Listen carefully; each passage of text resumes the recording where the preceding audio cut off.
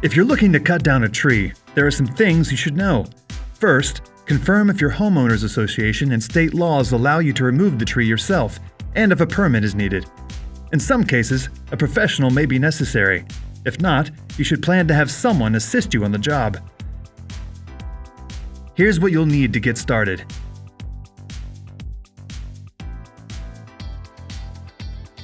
Be sure to always adhere to the manufacturer's guidelines when working with power tools. You can rent a chainsaw from the Home Depot Tool Rental Center, as well as a stump grinder to get rid of the lingering tree stump. Once you're geared up, there are a few things you need to do before making a cut. Take a close look at the tree to make sure it's safe to cut down. If you see any of these issues, call a professional. Next, check out the area around the tree to determine where you want it to fall, which is known as the felling direction. If the tree is leaning in one direction, that's most likely the way it will fall. But if there are obstacles on the leaning side, you can guide the tree to a safer landing area using a guide rope securely tied off in your intended direction.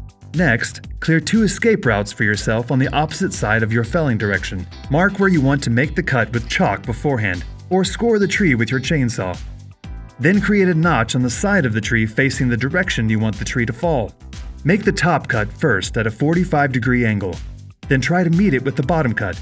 You may have to extend either or both cuts to ensure they properly meet up. Next, determine your felling cut. This cut should be on the back of the tree, right behind but a little above your notch cut. Score it first, then start to cut.